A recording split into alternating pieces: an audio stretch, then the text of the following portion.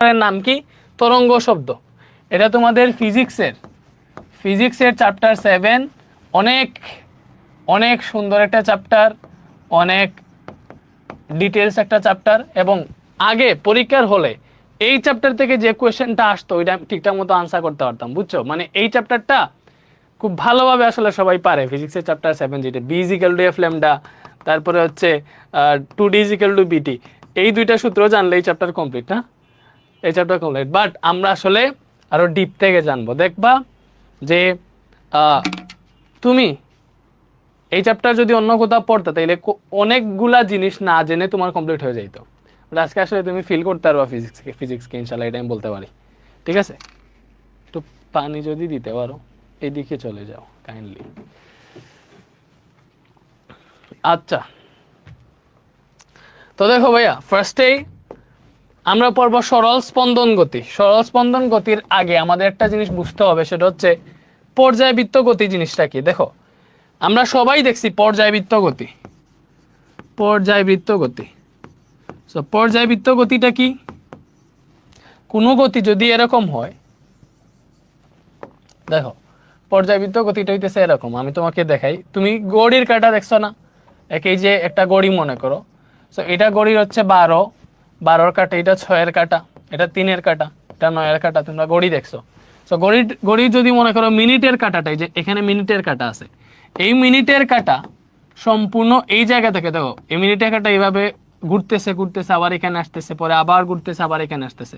তো এই যে মিনিটের কাঁটাটা কি করতেছে, দেখো সে একটা নির্দিষ্ট সময় পর পর, তুমি যদি এটাকে একটা বিন্দু ধরো তাহলে দেখবা সে একটা নির্দিষ্ট সময় পর পর, মানে মিনিটের কাঁটাটা 60 সেকেন্ড পর পর এই বিন্দুকে একই দিক থেকে আইসা অতিক্রম করে। দেখো একই দিক থেকে আইসা অতিক্রম করে না, 60 সেকেন্ড পর পর এই মিনিটের কাঁটাটা, এই 12 যে কাঁটাটা আছে, এটাকে একই দিক থেকে আইসে একটা নির্দিষ্ট সময় পর পর অতিক্রম করতেছে। তো এরকম যদি কোনো তোমার হয়, গতি হয়, তাহলে ওটাকে বলা হয় পর্যায়বৃত্ত গতি। ওটাকে কি বলা হয়? পর্যায়বৃত্ত গতি। আর এটা যে মনে করো একবার সম্পূর্ণ ঘুরে আবার এই জায়গায় আসতে যত সময় লাগে, ওইটাকে বলা হয় পর্যায়কাল। ওটাকে কি বলা হয়? পর্যায়কাল। এটা আসলে তোমাদের পর্যায়বৃত্ত গতি, এটা সম্পর্কে তোমরা জানো। বাট আমরা শিখবো হচ্ছে সরল স্পন্দন গতি। এই সরল স্পন্দন গতিটা হইতেছে এক রকমের বিশেষ পর্যায়বৃত্ত গতি। এটা সম্পূর্ণ ঘুরে না, এই যে সম্পূর্ণ এইভাবে একই পথে ঘুরে না, এটা তার পর্যায়কালের অর্ধেক সময় একদিকে ঘুরে এবং বাকি অর্ধেক সময় আরেক দিকে ঘুরে। ঠিক আছে, এখন এটা যদি আমরা সিমুলেশন সহ দেখতে পারি তাহলে তোমরা বুঝতে পারবা।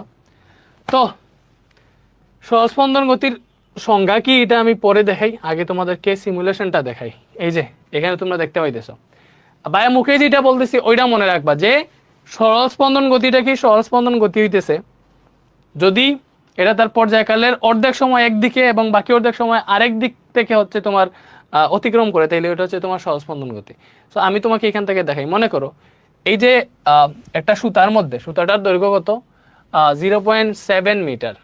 যাই হোক, 0.7 মিটার দৈর্ঘ্য একটা সুতার মধ্যে আমি একটা বস্তু ঝুলাইছি, 1 কেজি উপরে একটা বস্তু ঝুলাইছি।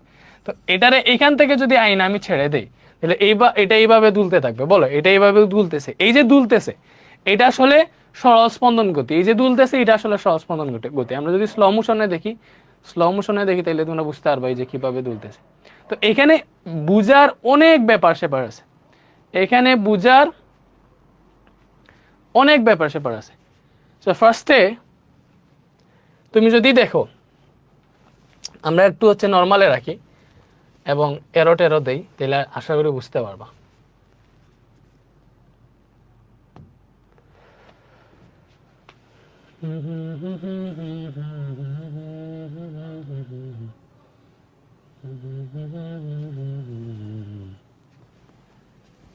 গ্র্যাভিটি হচ্ছে আর্থে দেওয়া। ওকে,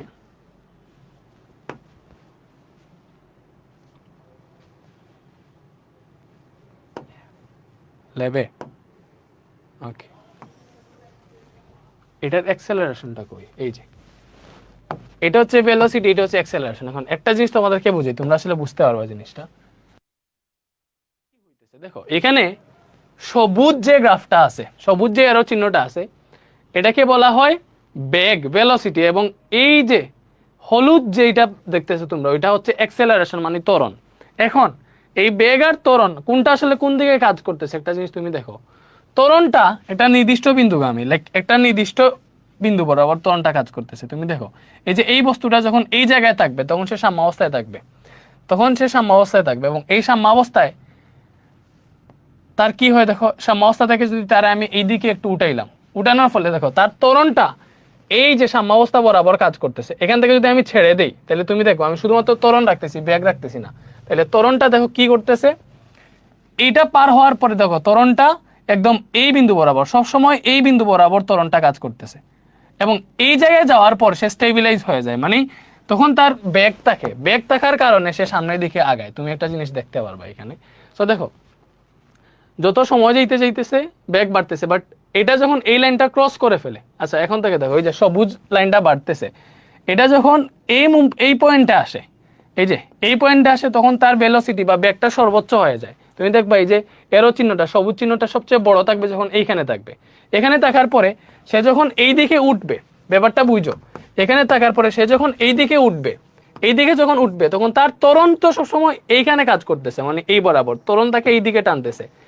বাট সে উপর থেকে নিচে পড়ার কারণে, দেখো উপর থেকে নিচে পড়ার কারণে এই জায়গায় এসে একটা ব্যাগ প্রাপ্ত হয়েছে বা ব্যাগটা বাড়ছে, এই ব্যাগের জন্য সে এই দিকে উঠতে চায়, বাট ত্বরণ থেকে এই দিকে টানার ফলে আস্তে আস্তে ব্যাগটা কমে যায়। তুমি দেখবা এই যে এটা আবার আসুক, সো এখন তার ব্যাগ জিরো, ব্যাগ এই যে বাড়তেছে বাড়তেছে, এই জায়গায় এসে ব্যাগ সর্বোচ্চ হয়, উপরে উঠতেছে ব্যাগটা কমে একদম জিরো যখন হয়ে যায় তখন সে আবার উল্টো দিকে পড়া শুরু করে, উল্টো দিকে পড়া শুরু করে। ঠিক আছে, ব্যাপারটা বুঝছো? তো তুমি মনে রাখবা এই যে সরল স্পন্দন গতি যেগুলো বা এই যে দোলক যেগুলো আছে, এইটার সে যখন এই পয়েন্টে দেখে তখন তাকে বলা হয় সাম্যাবস্থা। তো এই সাম্যাবস্থায় তার বেগ সর্বোচ্চ থাকে, আর বেগ যদি বেশি থাকে, বুঝো আমরা জানি গতিশক্তি E K is equal to half M V square. তো দেখো বেগ যদি বেশি থাকে, বেগ যদি সর্বোচ্চ থাকে, বেগ যদি বেশি থাকে তাহলে তার গতিশক্তিও বেশি হবে, বেগ যদি বেশি থাকে তার কি হবে, গতিশক্তিও বেশি থাকবে। ব্যাপারটা বুঝছো? আর এই সাম্যাবস্থা থেকে সে এই যতটুকু গেছে এটাকে বলা হয় তার সরণ, সাম্যাবস্থা থেকে সরণ। তো সরণ যত বেশি হবে, দেখো আমরা জানি বিভব শক্তি ইপি ইজিক্যাল টু এমজিএইচ, এগুলো তোমরা পরে আসছো। তো বিভব শক্তি ইপি বা বি ইজিক্যাল টু এমজিএইচ। তো তার সরণ এই যে এই এইচটা মূলত হচ্ছে, আগে তো উপর দিকে উচ্চতাটা বুঝাইতেছে, বাট এখানে তো উচ্চতা নাই, এখানে আমরা সরণ ধরছি এই এইচের জায়গায়। তো এইটা যদি হচ্ছে তোমার এইভাবে হয় তাহলে সরণ যত বেশি হবে বিভব শক্তি তত বেশি হবে। ব্যাপারটা বুঝছো? তো এইবারে দেখো আমরা যদি এনার্জি গ্রাফ এখানে ইনক্লুড করি, তাই তুমি এখানে দেখতে পারবা সে যখন দেখবা এই জায়গায় আছে, দেখো সে যখন একদম মিডিলে থাকবে তখন তার এই যে আমি এটারে আবার দিয়ে দিচ্ছি, দেখো এই পয়েন্টে সাম্যাবস্থান থেকে তার সরণ বেশি হয়েছে। সরণ বেশি হওয়ার ফলে যে এটাকে বলা হয় পোটেনশিয়াল এনার্জি, মানে এটা হচ্ছে বিভব শক্তি। এই যে এই গ্রাফটা বিভব শক্তির, এটা গতিশক্তির, সবুজটা গতিশক্তির।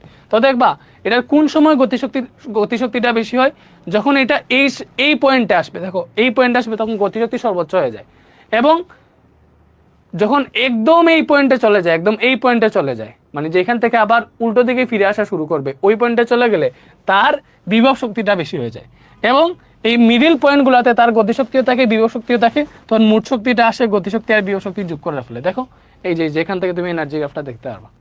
বলো ঠিক আছে? এই তোমরা কি বুঝতেছো এইগুলা?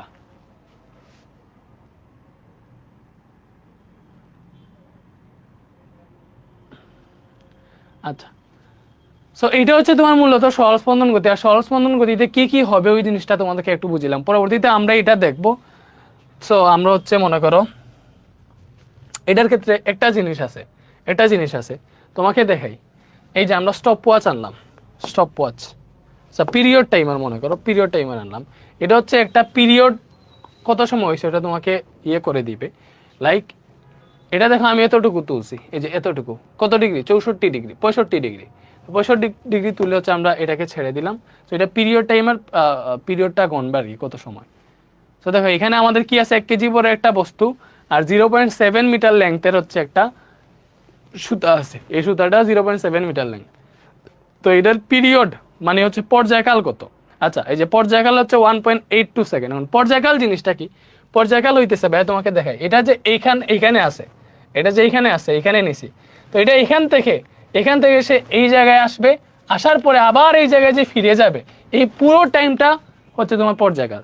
এটা এখানে আছে, দেখো এটা যখন এইখানে আসবে আবার এই জায়গায় ফিরে আসবে, তখন এই পুরো পার্টটি হচ্ছে তার পর্যায়কাল। তো এটা এখান থেকে ছেড়ে দিব, তো এটা এখান থেকে কাউন্ট করা শুরু করবে। দেখো আচ্ছা, পিরিয়ড হচ্ছে আমরা কাউন্ট করি এখান থেকে, এই যে দেখো। সো এটা এখান থেকে কাউন্ট করা হইতেছে যদিও, দেখো এটা হচ্ছে ওর অর্ধেক পর্যায় হয়েছে, আবার ওইখান থেকে গিয়ে যদি আবার ফিরে আসে তখন হচ্ছে পুরো পর্যায়কালটা হবে। তারপর এই পয়েন্টে আসলে তার টাইমার স্পিড বন্ধ হয়ে যাবে। সো এটা 1.79 সেকেন্ড হয়েছে, ঠিক আছে। সো এটা হচ্ছে তার পর্যায়কাল। তো সব কিছু যদি সেম থাকে, আমি সুতার দৈর্ঘ্যটা যদি বাড়াই দিই, দেখো সুতার দৈর্ঘ্যটা আমি বাড়াই দিলাম, এটাকে একটু লম্বা করে দিলাম। তো লম্বা করে দিলে দেখো কি হবে, পর্যায়কালটা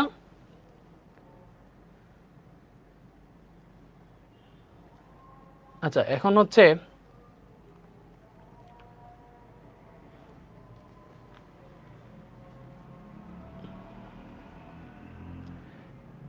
এই যে দেখো সুতার দৈর্ঘ্যটা লম্বা করার ফলে কি হয়েছে, আমাদের পর্যায়কালটা বেড়ে গেছে। তো এখানে যে সূত্রটা ভাই তোমাদেরকে দেখাই, সূত্রটা দেখাই।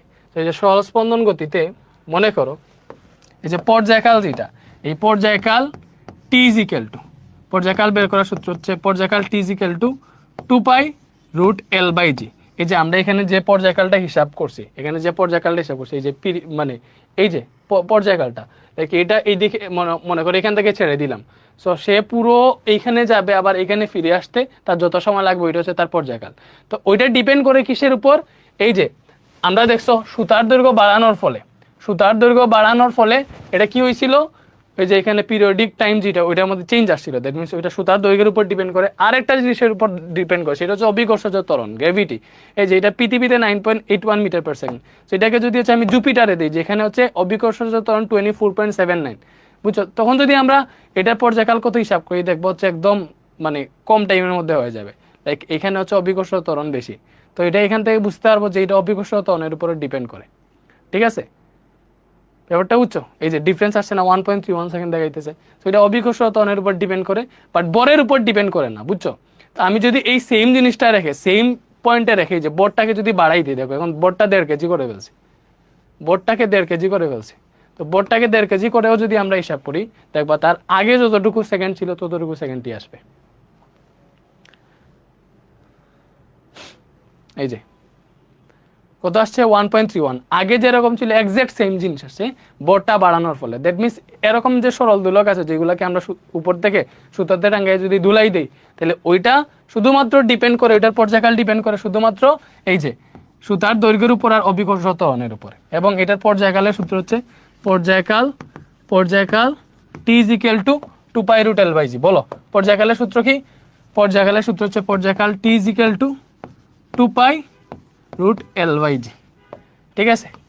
ওকে, তো এই সূত্রটা জাস্ট একটু মনে রাখো, নাকি এটা দিয়ে ম্যাথ করবো। পর্যায়কাল একটা পাইলাম T is equal two 2π√L/g, এই টাইপের যে ম্যাথগুলো আছে এটা আমরা করি।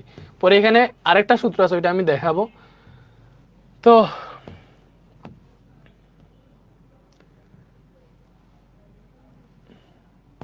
আচ্ছা এটা দেখো, বলছে একটা সরল দোলক পি এর সুতার দৈর্ঘ্য 99 সেন্টিমিটার। সুতার দৈর্ঘ্য মানে কি, ওই যে এল যেটা, দেখো আমি তোমাকে যে সূত্রটা দেখাইলাম একটু আগে, টি ইজ ইকুয়াল টু 2π√L/g, এখানে এল হচ্ছে সুতার দৈর্ঘ্য। এলটা কি, এল হচ্ছে সুতার দৈর্ঘ্য। তারপরে জি কি ভাইয়া, জি হচ্ছে অভিকর্ষজ ত্বরণ। বলো জি কি, জি হচ্ছে অভিকর্ষজ ত্বরণ, ওকে। আর টি কি, টি হচ্ছে পর্যায়কাল, এটা তো দেখাই আছে, মানে দেখতেছই, ওকে। তো এখানে বলে দিছে একটা সরল দোলক যার সুতার দৈর্ঘ্য 99 সেন্টিমিটার, দ্যাট মিন্স এল এর মান বলে দিছে। দেখো এখানে কার মান বলে দিছে, এল এর মান 99 সেন্টিমিটার। দোলকটিকে 9.8 মিটার পার সেকেন্ড স্কয়ার অভিকর্ষজ ত্বরণ সম্পন্ন স্থানে দুলতে দেওয়া হলো। তাহলে এটা অভিকর্ষজ ত্বরণ দেওয়া আছে। আমাদের এটার কোয়েশ্চেন ছিল যে দুলনকাল কত, এটা হচ্ছে আমাদের কোয়েশ্চেন। তো দেখো আমরা জানি সরল দোলক যদি থাকে এবং সুতা থেকে ওইটাকে যদি আমরা ঝুলাই দিই, তাহলে দুলনকালের সূত্র হচ্ছে দুলনকাল টি ইজ ইকুয়াল টু 2π√L/g, এটাই সূত্র, এটা আমরা এইমাত্র পরে আসছি। সো এখানে এল যেটা 99 সেন্টিমিটার দেওয়া আছে, এটাকে মিটারে নিবা আর কি। মিটারে কেমনে নিবে, 100 দ্বারা ভাগ দিয়ে। তো 99 কে যদি 100 দ্বারা ভাগ দাও মিটারে যাবে, হবে 0.99 মিটার। অভিকর্ষজ ত্বরণ কত দেওয়া আছে 9.8 মিটার পার সেকেন্ড, ঠিক আছে, মিটার পার সেকেন্ড স্কয়ার, এটা অভিকর্ষজ ত্বরণ। সো তুমি জাস্ট মান বসাও, 2 ইন্টু পায়ের মান 3.1416 ইন্টু √L/g, L কত 0.99 ডিভাইডেড বাই জি হচ্ছে 9.8। তো এটাই সব করলে আই থিঙ্ক তুমি তোমার পর্যায়কালটা পেয়ে যাবা।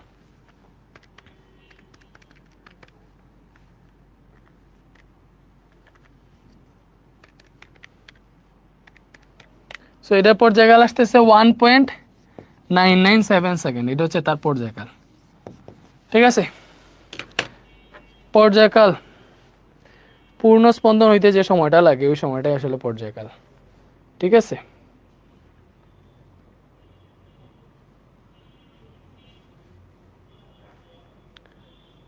চোদ্দশো স্টুডেন্ট ভর্তি হয়ে গেছে ফিজিক্সে। লাইভ ক্লাস শেষ হওয়ার পরে কি ক্লাস রেকর্ডেড থাকবে? অবশ্যই থাকবে, অবশ্যই থাকবে। তোমরা হচ্ছে ক্লাস করো, না বুঝলে স্যার বলেন 8টার ক্লাস পরে নেন কেন, আমরা এখন কি বলো বুঝতেছি না। এটা রেকর্ডেড ক্লাস না, এটা লাইভ ক্লাস, তোমাদের কমেন্ট আমি দেখতেছি, কি যে করে পোলাপান।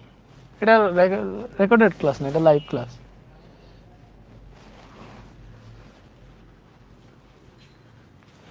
ওকে, সো এটা বুঝলাম। এরপরে দেখো এটা পারবা কিনা বলছে। আচ্ছা, এটা করার আগে আই থিঙ্ক আমার এই কোয়েশ্চেনটাকে বিশ্লেষণ করে একটা সূত্র বের করা উচিত। দেখো বলছে এই সহজ স্পন্দন গতিটা কি?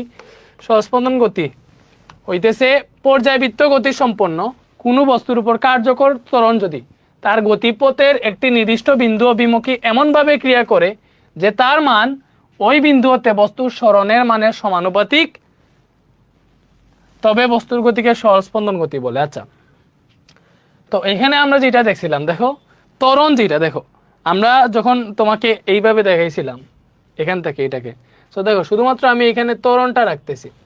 ত্বরণ যেটা, এই হলুদ চিহ্নটা দেখবা সব সময় এই বিন্দু, মানে এই যে একটা নির্দিষ্ট বিন্দু আছে এই পয়েন্ট বরাবর কাজ করে। দেখো ত্বরণটা মানে এই দিকে কাজ করতেছে, এটা নির্দিষ্ট পয়েন্ট বরাবর কাজ করতেছে, ঠিক আছে। দ্যাট মিনস ওইটা কি সহজ স্পন্দন গতি। এবং আরেকটা ব্যাপার আসে, সেটা হচ্ছে স্প্রিং এর ক্ষেত্রে। তোমরা স্প্রিং দেখছো সবাই, স্প্রিং এর ম্যাথ আমি করাইছিও। সো এইটা একটা স্প্রিং, মনে করো এটা একটা স্প্রিং, এটা কি, এটা হচ্ছে একটা স্প্রিং, বেশি বড় করে বলছি। তুমি হচ্ছে এটা দেখো, এটা কি, ওকে, এটা একটা স্প্রিং, এটা একটা স্প্রিং। তো আমি কি করলাম, এই স্প্রিং এর মধ্যে যদি একটা বস্তু ঝুলাই, এই স্প্রিং এর মধ্যে যদি একটা বস্তু ঝুলাই, নির্দিষ্ট ওজনের একটা বস্তু ঝুলাইলাম, তাহলে বস্তু ঝুলাইলে এটা কি হবে, স্প্রিংটার মানে বৃদ্ধি পাবে, যে লেংথ বৃদ্ধি পাবে। ব্যাপারটা বুঝছো? লাইক মনে করো এটা আগে যতটুকু ছিল, আগে এই পার্টটা যদি L1 হয়, এখন এটা বৃদ্ধি পাইছে না L2 হয়ে গেছে, যেহেতু একটা বস্তু ঝুলাইছে। ব্যাপারটা বুঝছো? সেখানে কতটুকু বৃদ্ধি পাইছে, কতটুকু বৃদ্ধি পাইছে, দেখো আগের পয়েন্টটা ছিল তার এতটুকু, আগে ছিল সে এতটুকু, সো এখন হয়েছে কতটুকু, এখন হয়েছে এতটুকু। এই যে তাহলে কতটুকু বৃদ্ধি পাইছে ভাইয়া, এই জায়গাটা বৃদ্ধি পাইছে, এই জায়গাটা বৃদ্ধি পাইছে, এই জায়গাটা বৃদ্ধি পাইছে। সো এই যে যতটুকু বৃদ্ধি পাইছে, এই প্রসারণটাকে যদি আমরা এক্স ধরি, ব্যাপারটা বুঝো, যতটুকু বৃদ্ধি পাইছে এই প্রসারণটাকে যদি আমরা এক্স ধরি, তাইলে এখানে কাহিনী কি ঘটবে দেখো। স্প্রিং থেকে যদি আমরা কোনো বস্তুকে এরকম টান দিয়ে ঝুলিয়ে দিই, তাহলে ওইটা হচ্ছে আসলে সহজ স্পন্দন গতির মধ্যে পড়ে। কেন পড়ে একটু পরে দেখবা। তো আমরা কি করছি, সাধারণ একটা স্প্রিং ছিল, ওইটার মধ্যে একটা বস্তু ঝুলাই ফেলছি। বস্তু ঝুলানোর ফলে কি হয়েছে, অবভিয়াসলি স্প্রিং এর দৈর্ঘ্যটা বৃদ্ধি পাইছে। কতটুকু বৃদ্ধি পাইছে, এক্স পরিমাণ বৃদ্ধি পাইছে। সো এক্সটা কি, এক্সটাকে ধরলাম হচ্ছে আমরা প্রসারণ। এক্সটা কি, এক্সটা হচ্ছে প্রসারণ, ঠিক আছে। সংকুচনও হইতে পারে যদি হচ্ছে আমরা এইদিকে চাপ দিই। তো এইখানে এটাকে যে আমি টান দিছি, দেখো স্প্রিংকে যে আমি টান দিছি, মানে নিচের টান দেই আর যাই করে একটা বস্তু ঝুলাইছি, তো নিচের দিকে আমি একটা বল প্রয়োগ করছি, এটা হচ্ছে এফ। এটা এই বলটা কে প্রয়োগ করছি, আমি প্রয়োগ করছি। সো আমি মনে করো এজেন্ট, আমি বল প্রয়োগ করছি, সো আমি হচ্ছে এজেন্ট, যে আমি এখানে বলটা প্রয়োগ করছি। তো আমি বল প্রয়োগ করার ফলে এটা যেহেতু প্রসারণ হয়েছে, সো স্প্রিং কি করবে, আবার সে তার আগের জায়গায় যেতে চাইবে। মানে দেখো আমি যেহেতু তার পজিশনটা এতটুকু ছিল, একটা বস্তু ঝুলাই যেহেতু এটাকে একটু প্রসারিত করছি, সে আবার আগের জায়গায় ফিরে যেতে চাইবে। সো আমি এখানে যেই বলে এইটার বল যতটুকু, অথবা যেই বল হচ্ছে আমি নিচের দিকে প্রয়োগ করছি বা যেই বলে টান দিছি, সেম বল স্প্রিং এর বিপরীতে, দেখো আমরা যেদিকে টান দিছি তার বিপরীতে সেম বলটা মানে স্প্রিং এর মধ্যে কাজ করবে, যেটাকে বলা হয় প্রত্যয়নী বল। যেটাকে কি বলা হয়? প্রত্যয়নী বল। যেটাকে কি বলা হয় ভাই? প্রত্যয়নী বল। মানে স্প্রিং এর মধ্যে একটা বল অনুভূত হবে, সেটা হচ্ছে প্রত্যয়নী বল। এই বলটা কি আমরা যেই বলে এটাকে নিচের দিকে টান দিছি, সেম বলটা উপরের দিকে ক্রিয়েট হবে, সো এটাকে বলা হয় প্রত্যয়নী বল। এই যে এটা, এই এফ জিটা, এটাকে কি বলা হয়? প্রত্যয়নী বল। প্রত্যয়নী বল, ঠিক আছে? প্রত্যয়নী বল, বুঝছো? ওকে।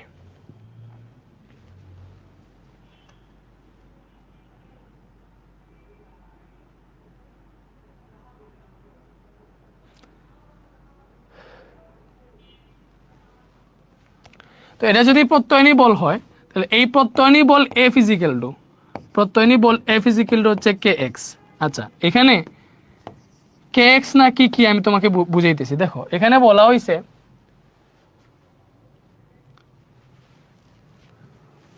অভিমুখে এমনভাবে ক্রিয়া করে যে তার মান, এই যে দেখো, পর্যায়বৃত্ত গতিসম্পন্ন কোনো বস্তুর উপর কার্যকর ত্বরণ যদি তার গতিপথের একটি নির্দিষ্ট বিন্দু অভিমুখে এমনভাবে ক্রিয়া করে যে ত্বরণের মান ওই বিন্দু হতে বস্তুর সরণের মানের সমানুপাতিক, তখন তাকে বলা হয় স্পন্দন গতি। দ্যাট মিনস আমাদের এখান থেকে দেখাইতে হবে ত্বরণটা সরণের সমানুপাতিক, ঠিক আছে? ত্বরণটা সমানের সমানুপাতিক। সো আমরা এই সূত্রটা আগেই দেখছি যে স্প্রিং এর মধ্যে যে মানে ঊর্ধ্বমুখী বলটা ক্রিয়েট হয় সেটাকে বলা হয় প্রত্যয়নী বল। এই প্রত্যয়নী বল এফ সমান কে এক্স, এটা আমরা পড়ছিলাম না?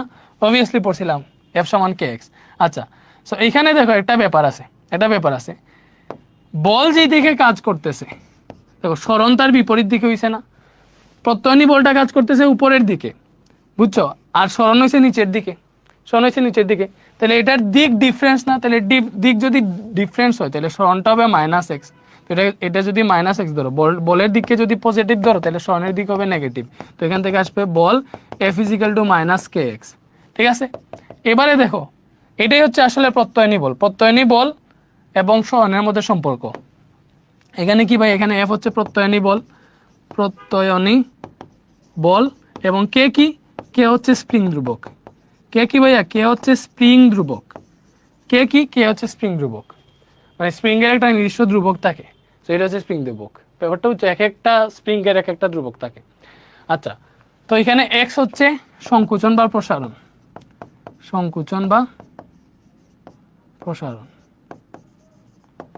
ঠিক আছে? সংকুচন কখন হবে? যখন স্প্রিং এর মধ্যে যদি মনে করো আমরা এদিক দিয়ে চাপ প্রয়োগ করে স্প্রিংটাকে সংকুচিত করতাম, তখন আসলে সংকুচিত হইতো। যাই হোক, তো এখান থেকে দেখো আমরা এফ ইজিক্যাল যদি এম এ লিখি তাহলে এখান থেকে লিখতে পারবো মাইনাস কে এক্স। তো এখান থেকে ত্বরণ এই ইজিক্যাল আসবে মাইনাস কে, এমটা নিচে ভাগ হয়ে গেল আর এখানে এক্স আছে। ব্যাপারটা বুঝছো? মানে এম তো নিচে ভাগ হয়ে যাইতেই পারে, আর আমি এক্সটাকে আলাদা লিখলাম। তো দেখো এই যে কোনো বস্তুর বর একটা নির্দিষ্ট বর থাকে, দিলে বস্তুর বর হচ্ছে ধ্রুবক, এবং একটা স্প্রিং এর যে স্প্রিং ধ্রুবক যেটা কেটাকে আমরা কি বলছিলাম? স্প্রিং ধ্রুবক। একটা স্প্রিং এর স্প্রিং ধ্রুবক সবসময় কনস্ট্যান্ট থাকে, সেম থাকে। তাহলে এই দুইটা জিনিস যদি কনস্ট্যান্ট থাকে, ব্যাপারটা বুঝতেছো? এই দুইটা জিনিস যদি কনস্ট্যান্ট থাকে, আচ্ছা মাইনাসটাকে আমরা বাইরে নিয়ে আসি, এই দুইটা জিনিস যদি কনস্ট্যান্ট থাকে তাইলে দেখো এই যে ত্বরণ যেটা, এটা কার সমানুপাতিক হইতেছে? সরণের। তাহলে ত্বরণ সরণের সমানুপাতিক হইতেছে। ব্যাপারটা বুঝছো? সো এটা আমরা হচ্ছে দেখাইতে পারতেছি এই সূত্র থেকে, সহজ স্পন্দন গতির। এখানে বলছিল যে ত্বরণ সরণের সমানুপাতিক হবে।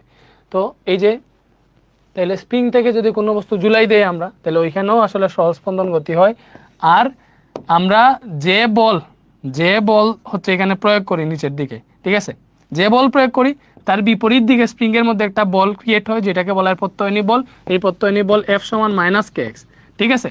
তাইলে এটা যদি প্রত্যয়নী বলের জন্য এফ সমান মাইনাস কে এক্স, এই প্রত্যয়নী বল এটা হচ্ছে স্প্রিং এর মধ্যে উদ্ভব হয়। বাট আমি যে টান দিছি বা আমি যে একটা বস্তু ঝুলাইছি যার ফলে এটা নিচের দিকে নামছে, এজেন্ট কর্তৃক বল যেটা, বুঝছো?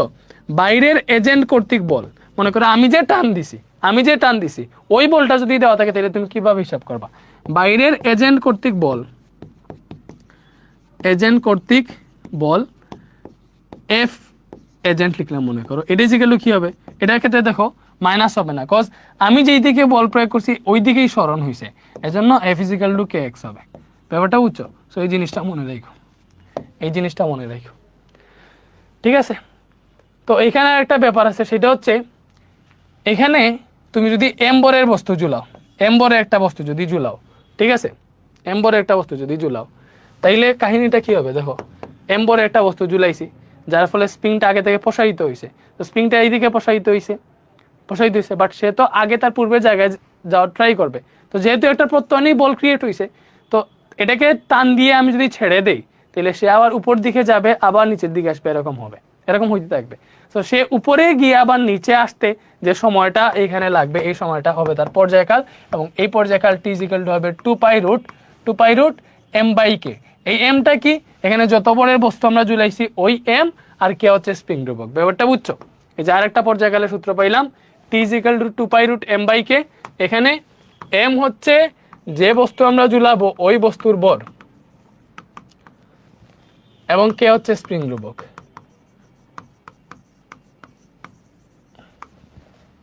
বলো, বুঝতে পারছো?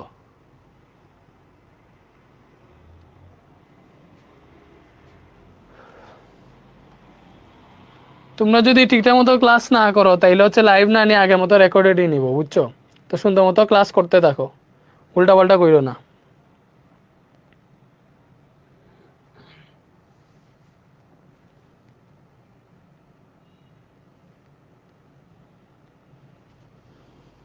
প্রত্যয়নী বলটা আবার বুঝাবো, দেখো প্রত্যয়নী বলটা কি। প্রত্যয়নী বলটা হইতেছে এই যে এটা একটা স্প্রিং, তুমি সুন্দর মতো দেখো, এটা হচ্ছে একটা স্প্রিং, এটা একটা স্প্রিং। তো এটার মধ্যে আমি যদি কোনো বস্তু ঝুলাই, অথবা মনে করো এটাকে হচ্ছে নিচের দিকে আমি একটা বল প্রয়োগ করলাম, ঠিক আছে, আমি মনে করো একটা বস্তু ঝুলাইলাম, যার দিকে এটা নিচের দিকে একটা মানে বল প্রয়োগ করা হইলো, একটা বস্তু ঝুলাইলে তো অবভিয়াসলি সে নিচের দিকে যাবে। তো এটার জন্য এটার একটু প্রসারণ হবে, এই যে প্রসারণ হয়েছে, মনে করো এক্স পরিমাণ প্রসারণ হয়েছে, ব্যাপারটা বুঝছো? তো আমি যেহেতু এটাকে মানে আমি এক্সট্রা এজেন্ট, আমি কি করছি, স্প্রিংটাকে তার আগের অবস্থান থেকে টান দিয়ে নিচে নামাই দিয়েছি। তো আমি যেই বলে টান দিয়ে নিচে নামাবো, এই সেম বলটা তার মধ্যে বিপরীত দিকে কি হবে, তার মধ্যে উদ্ভব হবে। সো এই যেই বলটা উদ্ভব হবে এটাকে বলা হয় স্প্রিং এর প্রত্যয়নী বল। মানে আমি এখানে একটা বলে, দেখো আমি একটা বলে হচ্ছে স্প্রিংটাকে টান দিছি, তো এই বলের বিপরীতে স্প্রিং এর মধ্যে যে বলটা উদ্ভব হবে, ঠিক আছে, এটা অবভিয়াসলি আমি যেদিকে টান দিছি তার বিপরীত দিকে এটা উদ্ভব হবে। সো ওই বলটাই হচ্ছে প্রত্যয়নী বল, ঠিক আছে, ওই বলটাই হচ্ছে প্রত্যয়নী বল, ঠিক আছে, এটাই হচ্ছে আমাদের প্রত্যয়নী বল। এবং এই প্রত্যয়নী বল এই প্রত্যয়নী বল এফ সমান, ঠিক আছে, এফ সমান কি হবে ভাইয়া, কে এক্স, বাট এক্সটা হবে দেখো, যেহেতু প্রত্যয়নী বল উপরের দিকে কাজ করতেছে এবং সরণ যেটা হয়েছে দেখো তার আগে এই জায়গায় ছিল, স্প্রিংটা নিচের দিকে প্রসারিত হয়েছে, স্প্রিং এর সরণ বা প্রসারণটা হয়েছে নিচের দিকে, নিচের দিকে হয়েছে, বলটা কাজ করতেছে উপরের দিকে। তো বলের দিকটাকে যদি আমি পজিটিভ ধরি, তাহলে সরণের দিকটা অবভিয়াসলি নেগেটিভ হবে, তখন F is equal to minus K x আসে। সো এটা হচ্ছে প্রত্যয়নী বলের ক্ষেত্রে, এখানে এফটা হচ্ছে প্রত্যয়নী বল। এফটা কি, এফ হচ্ছে প্রত্যয়নী বল, ঠিক আছে, আর কে হচ্ছে স্প্রিং ধ্রুবক, এটা তো জানোই। এখন তুমি যদি ম্যাথ করার সময় ডিরেক্ট তুমি F is equal to K x ধরতে পারো, কোনো ঝামেলা নাই, বুঝছো? ম্যাথ করার সময় F is equal to K x ধরে ম্যাথ করতে পারো। আর অথবা তুমি যদি এই বলটা কাউন্ট করো, দেখো এটাকে আমি ধরছি এফ এজেন্ট, মানে এজেন্ট কর্তৃক বল, ঠিক আছে, এজেন্ট কর্তৃক প্রয়োগকৃত বল, এজেন্ট কর্তৃক প্রয়োগকৃত বল, এটা নিচের দিকে যেটা। তো এই এজেন্ট কর্তৃক বল যেটা, এটা যদি হিসাব করি তাহলে আমাদের মাইনাস আসবে না, কেন? বিকজ আমি এজেন্ট যেই দিকে বল প্রয়োগ করতেছে সরণটাও সেম দিকে হইতেছে, এর জন্য এখানে direct F agent is equal two K x লিখতে পারবা। তো এটা হচ্ছে সূত্র। এবং এখানে মনে করো তুমি যদি এম বরের বস্তু ঝুলাও, যে বস্তুটা ঝুলাইছো এটা যদি এম বরের হয়, এম বরের বস্তু হয়, তাহলে ওইটার জন্য এখানে যে পর্যায়কালটা আসবে, পর্যায়কাল টি ইজ ইকুয়াল টু হবে 2 pi root M by K. পর্যায়কাল টি ইজ ইকুয়াল টু কি হবে, 2 pi root M by K. ব্যাপারটা বুঝতেছো? বলো, T is equal to 2 pi root M by K হবে। ওকে, তো এইবার পর্যায়কালটা কোন সময় হবে তুমি তো বুঝছো, এই যে বস্তুটা ঝুলাইছি, ঝুলানোর ফলে এটা নিচের দিকে তো ঝুলছে, নিচের দিকে ঝুললে স্প্রিংটা তার অবস্থান থেকে মানে প্রসারিত হয়েছে, তাইলে একটা বিপরীতমুখী প্রত্যয়নী বল ক্রিয়েট হবে। ওইটার জন্য এই বস্তুটা মানে স্প্রিংটা আবার এই দিকে যাবে, মানে বস্তুটা আবার এই দিকে যাবে। দেখো তুমি স্প্রিংটা টান দিয়ে আবার ছেড়ে দিয়ে দেখবে এটা এই দিকে যাইতেছে, এই দিকে আসতেছে, এইভাবে করতেছে, ব্যাপারটা বুঝছো? সো সে কি করবে, নিচের দিকে যাবে, মানে নিচের দিকে তো ছিল, সো উপরের দিকে উঠবে, পরে আবার নিচে আসবে। আমি তো ফার্স্টে টান দিছি, দেওয়ার ছেড়ে দিলে এটা উপরের দিকে যাবে, আবার নিচের দিকে আসবে। উপরে গে মানে উপরে যে আবার নিচে যদি আসে, তাহলে এই টোটাল সময়টা হচ্ছে তার পর্যায়কাল। ঠিক আছে, এই পর্যায়কাল T equal to 2/10/k, M হচ্ছে বস্তুর পর, কে হচ্ছে স্প্রিং ধ্রুবক। তাহলে এবার এগুলো নিয়ে যদি আমরা ম্যাথ সলভ করি তাহলে বুঝতে পারবো। আই থিঙ্ক দেখো এখানে কি বলছে, এটা স্প্রিংকে স্বাভাবিক অবস্থা থেকে 10 মিটার প্রসারিত করতে 30 নিউটন বল প্রয়োজন, স্প্রিং ধ্রুবক নির্ণয় করো। দেখো এই টাইপের কোয়েশ্চেন আসবে, তোমাকে কি বলছে, স্প্রিং ধ্রুবক নির্ণয় করো। স্প্রিং ধ্রুবকটা কি ভাইয়া, কে? সো এটা নির্ণয় করতে বলছে, স্প্রিং ধ্রুবক নির্ণয় করতে বলছে। একটা স্প্রিংকে স্বাভাবিক অবস্থা থেকে 10 মিটার, 10 মিটার না, এটা 10 সেন্টিমিটার ছিল, আমি ভুল লিখছে। সো 10 সেন্টিমিটার প্রসারিত করতে 30 নিউটন বল প্রয়োজন। এইটা যে প্রসারণ কত বলা আছে, 10 সেন্টিমিটার। ঠিক আছে, তো এটা করতে কত নিউটন বল প্রয়োজন, 30 নিউটন। তাহলে এটা হচ্ছে এফ। বলছে স্প্রিং ধ্রুবক বের করতে। আমি তোমাকে বলছিলাম এটা ক্ষেত্রে দেখো, মানে 30 নিউটন প্রসারিত করতে 30 নিউটন বল প্রয়োজন। এই যে বল, এটা কি এজেন্ট কর্তৃক বল না? মানে স্প্রিংটাকে প্রসারিত করতে আমার এতটুকু বল প্রয়োগ করা লাগতেছে। সো এজন্য এজেন্ট কর্তৃক বল এফ ইজিক্যাল টু কি ভাইয়া, F is equal to K x, F is equal to K x. তুমি কি করবা, এই তোমার এই মানে ক্লাস 10-এ এইটার যতগুলা ম্যাথ আসবে ওইগুলা ক্ষেত্রে ডিরেক্ট মানে F is equal to minus K x না লিখে ম্যাথ করার ক্ষেত্রে F is equal to K x লিখে ফেলো, তাইলে হচ্ছে তোমার হয়ে যাবে ব্যাপারটা। বুঝছো, তোমার আর এক্সট্রা চিন্তা করা লাগবে না যে এজেন্ট কর্তৃক বল হইতেছে না স্প্রিং কর্তৃক বল হইতেছে, ওইগুলা নেক্সট ক্লাসে তোমার কাজে আসবে। তাহলে দেখো এবার তুমি জানো বল F is equal to K x, তুমি কি বের করবা, তুমি বের করবা স্প্রিং ধ্রুবক। স্প্রিং ধ্রুবক, তাহলে স্প্রিং ধ্রুবক এখানে কি, কে, তাহলে কে এক্স ইজিক্যাল টু এফ যদি হয়, কে ইজিক্যাল টু হবে এফ বাই এক্স। তো এফ কত, এফ হচ্ছে 30 নিউটন, এক্স কত 10 সেন্টিমিটার। সো এক্স যদি 10 সেন্টিমিটার হয়, এটাকে মিটারে নাও, 100 দ্বারা ভাগ দিলে 0.1 মিটার আসবে। এগুলা তো মিটারে নিয়েই করতে হবে। সো এটা 0.1 দিলে কি আসবে, দেখো স্প্রিং ধ্রুবক আসবে 300। কারণ এটার একক কি দেখো, ভালো করে দেখো, স্প্রিং ধ্রুবক কে ইজিক্যাল টু, স্প্রিং ধ্রুবক K is equal to F by X, এটা আমরা পাইলাম। তো এখানে এফ হচ্ছে বল, বলের একক নিউটন, এক্স হচ্ছে সরণ, সরণের একক মিটার। এই যে নিউটন বাই মিটার পাইতেছো, তো নিউটন আছে, মিটার যদি উপরে যায় তাহলে মিটার ইনভার্স 1 হবে। এটা হচ্ছে স্প্রিং ধ্রুবকের একক। স্প্রিং ধ্রুবকের একক কি, নিউটন পার মিটার। ঠিক আছে, কে হচ্ছে স্প্রিং ধ্রুবক, স্প্রিং ধ্রুবক যার একক হচ্ছে নিউটন পার মিটার। বলো বুঝা গেছে, বলো বুঝছো?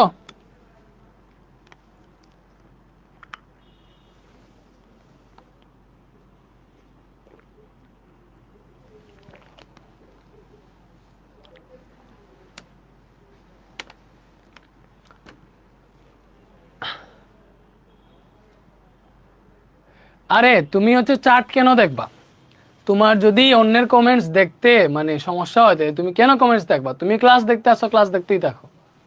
তুমি এটারে ইয়ে করো, মানে ফুল স্ক্রিন করে ক্লাস দেখো, তোমার কমেন্টস করা লাগবে না, কিছুই করা লাগবে না। অন্যের কমেন্টস দেখে তুমি ইয়ে করতেছো কেন? আর যারা ব্যাড কমেন্ট করবা, মানে উল্টাপাল্টা কমেন্ট করবা, হুদাই এক্সট্রা কমেন্ট করবা ক্লাসের বাইরা, তাহলে তোমাদের খবর আছে, বুঝছো?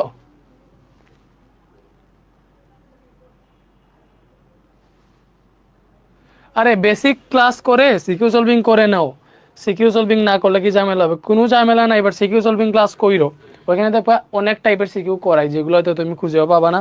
তো সিকিউ পুরো আমার পুরো চ্যাপ্টার করা উচিত, মানে বেসিক ক্লাস করেই শেষ না, পুরো চ্যাপ্টার করা উচিত।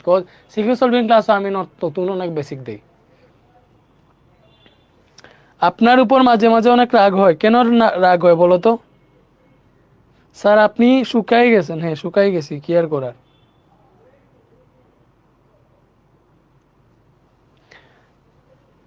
স্যার মাইনাস কেন নিলাম না? দেখো মাইনাস কেন নেই নাই, এটা যদি তোমাকে এখানে ডেসক্রাইবলি বুঝাই তাইলে দেখো সুন্দর মতো বুঝতে পারবে। আমি তোমাকে বলছিলাম এখানে বলছে একটা স্প্রিংকে স্বাভাবিক অবস্থা থেকে 10 সেন্টিমিটার প্রসারিত করতে 30 নিউটন বল প্রয়োজন। তাইলে এটা কোন বল বলছে? এটা একটা স্প্রিং, তো এটা তার স্বাভাবিক অবস্থা বলছে। এটা দেখে যদি আমি তাকে 10 সেন্টিমিটার প্রসারিত করতে চাই তাইলে 30 নিউটন বল প্রয়োজন, মানে নিচের দিকে আমাকে মনে করো প্রসারিত করবো, তো আমাকে 30 নিউটন বল দিতে হবে। আমার 30 নিউটন বল প্রয়োজন, ব্যাপারটা বুঝছো? 30 নিউটন বল প্রয়োজন। এখানে কত সেন্টিমিটার প্রসারণ হইতেছে? 10 সেন্টিমিটার। 10 সেন্টিমিটার প্রসারিত করতে আমার 30 নিউটন বল প্রয়োজন। আমার যে বল, এটা কি মানে এটা তো স্প্রিং এর প্রত্যয়নই বল না, এটা হচ্ছে আমার বল, আমি যে বলটা প্রয়োগ করতেছি, মানে আমি এজেন্ট। এজেন্ট কর্তৃক বল যখন কাউন্ট হয়, এজেন্টের বল যেদিকে কাজ করতেছে তোমার হচ্ছে স্প্রিং এর প্রসারণ একই দিকে হয়েছে, এজন্য এফ ইজিক্যাল টু আমরা কে এক্স ইউজ করি। এখানে এফটা হচ্ছে এজেন্ট কর্তৃক বল, ব্যাপারটা হচ্ছে ওইটা লেখা লাগে না, বুঝছো? ওইটা না লিখলে তো ঝামেলা নাই, তুমি তো এখানে বুঝতেই পারতেছো F is equal to K x. তোমাকে এখানে লিখে দিছে, এখানে এফটা হচ্ছে আসলে এজেন্ট কর্তৃক যে বলটা, এই যে এফ এজেন্ট is equal to K X. But তুমি মাইনাসের কথা ভুলেই যাও, এটা তোমাকে শিখা দরকারের জন্য শিখিয়ে রাখলাম, মাথায় ঢুকাই রাখলাম যে স্প্রিং এর বিপরীত দিকে যে প্রত্যয় নিয়ে বলটা কাজ করে ওইটা F is equal to minus K X. But এখানে তোমার যতগুলা মেথ আসবে সবগুলা এজেন্ট কর্তৃক বল দ্বারাই দিবে, সো তুমি direct F is equal to K x সূত্রটা ইউজ করলে কোনো ঝামেলা হবে না মেথের ক্ষেত্রে, বুঝছো? ওকে, সো এইবারে এইটা দেখো, একটা স্প্রিংকে 20 নিউটন বল প্রয়োগ করলে সেটি কতটুকু প্রসারিত হতে পারে, স্প্রিং ধ্রুবক দেওয়া আছে। তো ভালো করে চিন্তা করে দেখো এখানে কি কি দেওয়া আছে। আমরা যেটা জানি বল F is equal to K x, তো একটা স্প্রিংকে 20 নিউটন বল প্রয়োগ করলে সেটি কতটুকু প্রসারিত হতে হবে, তো প্রসারণ হচ্ছে এক্স, এক্স আমরা বের করব। বল দেওয়া আছে আমাদের 20 নিউটন, স্প্রিং ধ্রুবক দেওয়া আছে 300 নিউটন পার মিটার। ব্যাপারটা বুঝছো? আমি বের করব কি প্রসারণ কতটুকু হইছে ওইটা, খোলা প্রসারণ কতটুকু হইছে ওইটা। তাইলে দেখো আমরা জানি F is equal to K x, এটা আমরা জানি F is equal to K x. আমি বের করব কি, বের করব প্রসারণটা কত, এক্স কত। তাইলে এখান থেকে দেখো এক্স ইজিক্যাল টু আসবে, বল এফ আছে, কে নিচে ভাগ হয়ে আসলো, ঠিক আছে? তাহলে এফ কত, এফ হচ্ছে 20 নিউটন, কে কত, কে হচ্ছে তোমার স্প্রিং ধ্রুবক 300 নিউটন পার মিটার, তো এটা 300 নিউটন পার মিটার দাও, তো এটা হিসাব করলে তুমি এক্স এর মান পেয়ে যাবা।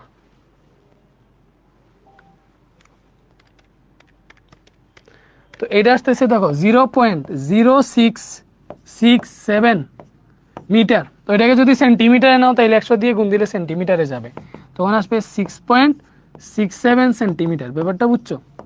একক তো আর জানো, 1 মিটার সমান 100 সেন্টিমিটার, এটা তো আমরা সবাই জানি। তো এটা কি বুঝতে পারছো বলো? এখন কি বুঝতেছো তোমরা নাকি বুঝতেছো না? আমাকে জানাও তো, বলো বুঝতেছো নাকি বুঝতেছো না?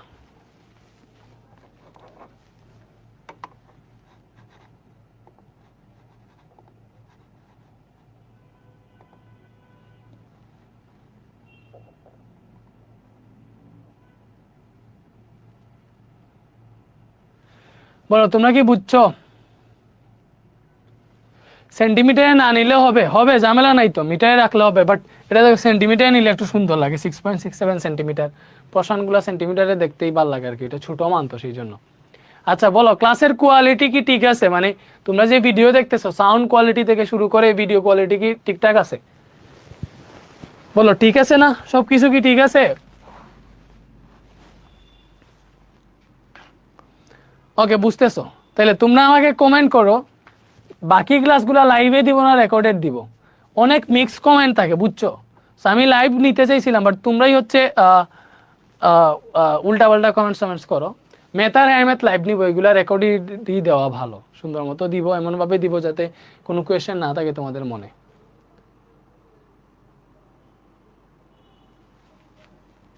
এক্সামে মিটারে লিখবো না সেন্টিমিটারে লিখবো? ভাইয়া এক্সামে মিটার সেন্টিমিটার যেটা দিয়ে লিখবা তোমার আনসার হবে, এক্সামে মিটার সেন্টিমিটার যেটা দিয়ে লিখবা তোমার আনসার হবে। ব্যাপারটা বুঝছো?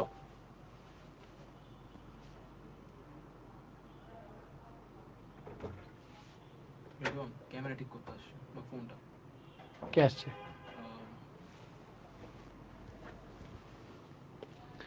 এর পাসওয়ার্ড তো জানো? ওয়াইফাই। এই যে কিসে ভাই ক্যামেরা কানেক্ট হয় না? না। আচ্ছা সো এরপরে দেখো নেক্সট কোয়েশ্চেনটা আমরা দেখি, তাইলে বলো বুঝতেছো তো তোমরা?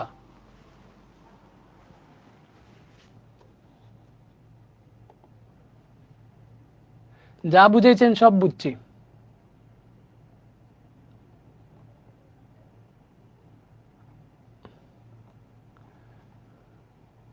তোমাদের mix, you are the best physics teacher.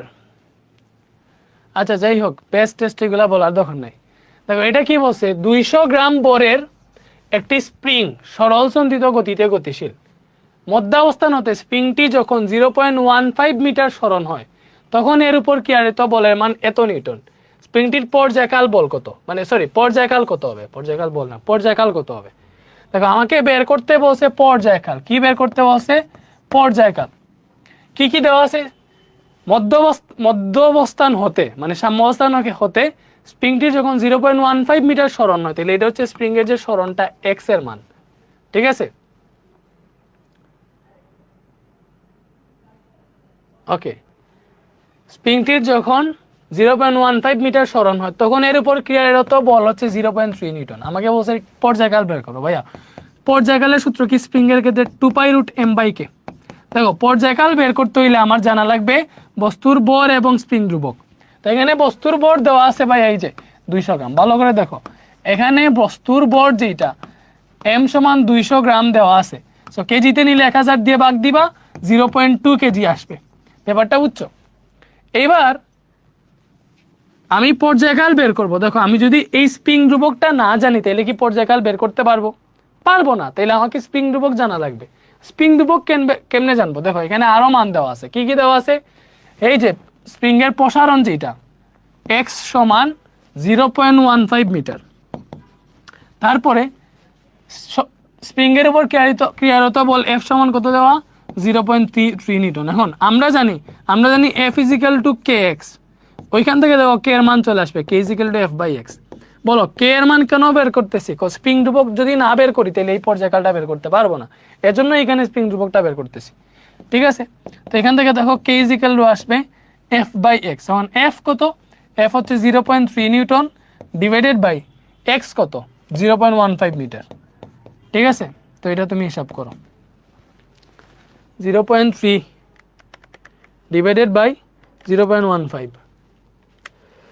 তো কে বের হইতেছে আমাদের 2 নিউটন পার মিটার। স্প্রিং ধ্রুবকের একক আমরা জানি। তো এইবারে দেখো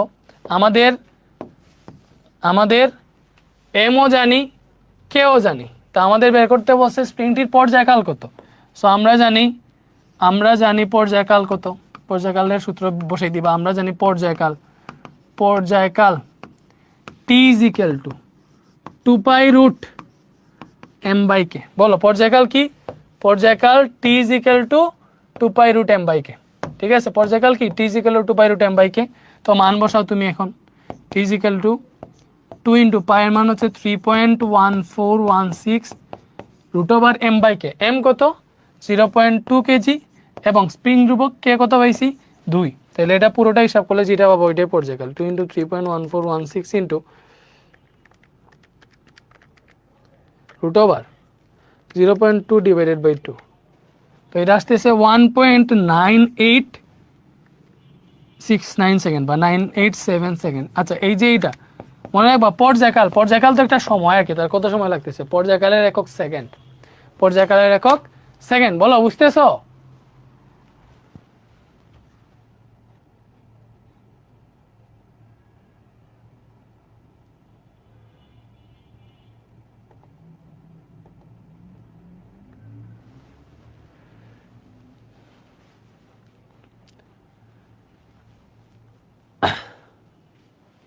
ওকে, এর পরবর্তী কোশ্চেনে আসো। এটা তো আমরা করছিলাম। এটা দেখো সরল সন্দিত গতিতে স্পন্দনরত 200 গ্রাম ভরের একটি স্প্রিং এর পর্যায়কাল 2 সেকেন্ড। স্প্রিংটির স্প্রিং ধ্রুবক কত? আচ্ছা দেখো সরল সন্দিত গতিতে স্পন্দনরত 200 গ্রাম ভরের, তাহলে ভর দেওয়া আছে 200 গ্রাম বস্তুটার ভর। এরপরে কি দেওয়া আছে? এইটার পর্যায়কাল 2 সেকেন্ড। পর্যায়কাল 2 সেকেন্ড। আমাকে বের করতে বলছে কি? স্প্রিং ধ্রুবক। স্প্রিং ধ্রুবক মানে কি ভাইয়া? k এর মান বের করব, ঠিক আছে। এবার তুমি দেখো আমরা জানি t = 2π√m/k। ওইখান থেকে আমাদের বের করতে বলছে k এর মান। তাহলে k এর মান বের করতে হলে t জানা লাগবে, m জানা লাগবে। দেখো এগুলা কি দেওয়া আছে? এখানে আমাদের m দেওয়া আছে 200 গ্রাম, t দেওয়া আছে 2 সেকেন্ড, সবই দেওয়া আছে, তার মানে বের করতে পারবো। বুঝতেছো? সো দেখো এখানে কি দেওয়া আছে? বস্তুর ভর m = 200 গ্রাম। এই 200 গ্রাম মানে কি ভাইয়া? 0.2 কেজি। কেমনে বের করছি? 1000 দিয়ে ভাগ দিয়ে। এরপরে স্প্রিং এর পর্যায়কাল দেওয়া আছে। পর্যায়কাল মানে কি? t। তাহলে পর্যায়কাল কত দেওয়া আছে? 2 সেকেন্ড দেওয়া আছে। স্প্রিংটির স্প্রিং ধ্রুবক কত? স্প্রিং ধ্রুবক মানে কি ভাইয়া? k। তো k বের করব। এবার দেখো আমরা কি জানি? আমরা জানি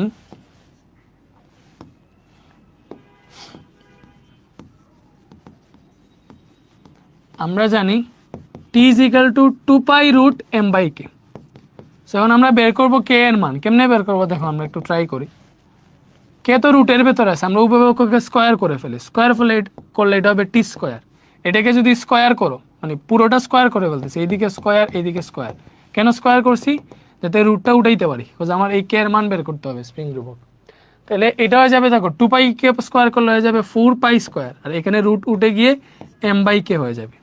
তো এইবারে দেখো ইজিলি আমরা ওই যে ক্রস চেঞ্জ করতে পারবো। লাইক এটা কে নিচে আছে, এটা এখানে আসলে উপরে উঠে যাবে, কে এখানে উঠে আসবে, এখানে 4π স্কোয়ার আছে, m এই যে টি স্কোয়ারটা নিচে চলে আসবে। ব্যাপারটা বুঝছো? তারপরে যদি না বুঝো তাহলে তুমি এইভাবে বুঝো। দেখো আমরা যদি ক্রস গুণন করি, ক্রস মাল্টিপ্লিকেশন, তাহলে কে টি স্কোয়ার যেগুলো আসবে 4π স্কোয়ার m, পরে এখান থেকে কে ইজ ইকাল টু আসবে 4π স্কোয়ার m ডিভাইডেড বাই যে টি স্কোয়ার নিচে ভাগ হয়ে আসবে। ঠিক আছে? তো এবার দেখো কে এর মান তুমি বের করে ফেলতে পারবা। 4π স্কোয়ার, পাই এর মান হচ্ছে 3.1416, স্কোয়ার আছে স্কোয়ার দাও। m কত? m হচ্ছে 0.2 কেজি। m কত? 0.2 KG divided by T square. T হচ্ছে পর্যায়কাল 2 সেকেন্ড, স্কোয়ার আছে স্কোয়ার দাও। এটা পুরোটা হিসাব করলে তুমি স্প্রিং ধ্রুবক পেয়ে যাবা। তো এই টাইপের ম্যাথ কি করতে পারবা? সলভ করতে পারবা না বলো আমাকে? অবশ্যই পারবা। তো এটা আসতেছে 1.97 নিউটন পার মিটার। এটাই আসছে আমাদের স্প্রিং ধ্রুবক। বলো ব্যাপারটা বুঝছো?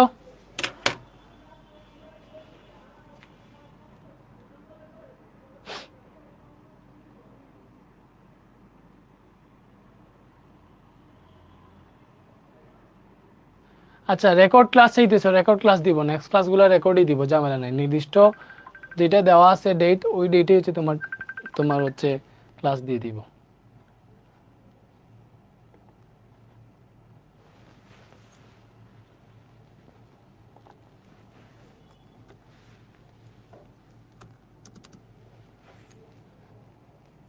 পিডিএফ কই পাবা? ক্লাস শেষে পিডিএফ দিয়ে দিব।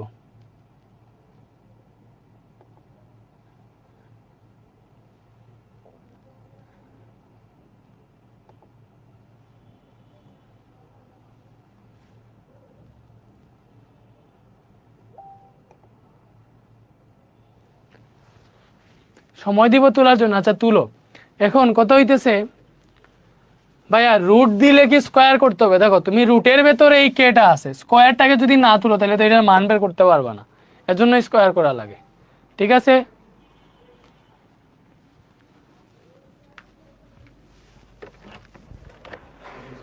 হইছে? কানেক্ট হইছে? হ্যাঁ, আপনার আগের আগের পাসওয়ার্ডটা কি জানা আছে? হ্যাঁ হ্যাঁ, রেদন মেথডস যেটা ছিল। রেদওয়ান 150 ছিল এটা। এই যে এটা ছিল, এই যে। হ্যাঁ, এটা কি ছিল? আচ্ছা, আর বড় হাতে। হ্যাঁ হ্যাঁ, আর বড় হাতে। এটা আমার সেট করতে হবে, এখন ছোট হাতে হয়েছে। আগের আইডির নাম পাসওয়ার্ড ছাড়া আপনার এই ক্যামেরা এখন ইয়া করা যাবে না, নাহলে আবার নতুন করে ফুল সেটআপ করতে হবে, ক্যামেরাও সেটআপ করতে হবে সবগুলা। আচ্ছা, ওয়াইফাই কি লস করে দিছেন? হ্যাঁ, ওয়াইফাই কি নাই? না, wifi ID password change. Wifi কি চলতেছে না? না, আমি তো লাইভ ক্লাসে, ওইগুলো তো কেবল কেবল দিয়ে চলতেছে। কে আপনার না, ডিসকানেক্ট হয় নাই। এগুলো ওয়াইফাইতে চালানোর প্রয়োজনই নাই, কেবল দিয়ে। কেবল কানেকশন আছে আপনার ওয়াইফাইতে, কেন যাবে? বুঝছি বুঝছি, ওকে।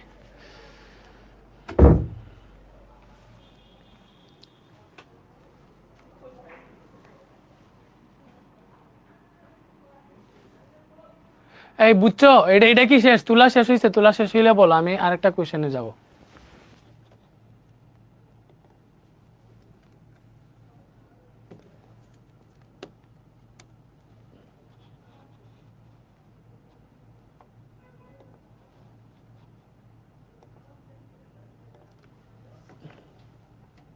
স্যার আপনার কোর্স কিনবো কিভাবে? তুমি তো কোর্সের ভেতরেই আছো মিয়া। কোর্স কেমনে কিনবো? কোন কোর্স কিনবো? এক্সট্রা কোর্স তো ওয়েবসাইট থেকে কিনতে পারবা।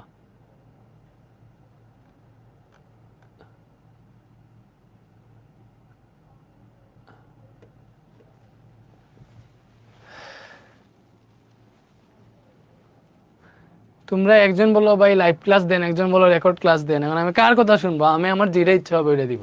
এটা যেহেতু রেকর্ডেড করছিল তাহলে রেকর্ডই দিব, যাও। আর লাইভ ক্লাস হচ্ছে মেথ আর হায়ার ম্যাথ নিবো, যাও। তো এটা তো তুলা শেষ। এখন এটা দেখো, 0.1 মিটার দৈর্ঘ্য বিশিষ্ট একটা সরল দোলকে প্রতি সেকেন্ডে 2টি দোলন সম্পন্ন করে। অভিকর্ষজ ত্বরণের মান নির্ণয় করে। আচ্ছা, প্রতি সেকেন্ডে 2টি দোলন সম্পন্ন করে, প্রতি সেকেন্ডে 2টি দোলন সম্পন্ন করে। বলো, এটা একটু ক্রিটিক্যাল না? মানে এটা কি তুমি আনসার করতে পারো? আমাকে জানাও তো। প্রতি সেকেন্ডে 2টি দোলন সম্পন্ন করে, অভিকর্ষজ ত্বরণের মান কত? আচ্ছা, এইবার তোমাকে হচ্ছে যখন আমি হচ্ছে কম্পাঙ্ক এবং দোলনকালের মধ্যে সম্পর্ক পড়াবো আর কি, বুঝছো? তরঙ্গ যখন পড়াবো তখন আসলে তুমি বুঝতে পারবা এই ব্যাপারটা। এখন তোমাকে যা সূত্রটা আমি দেখাই দিতেছি, সূত্রটা দেখাই দিতেছি।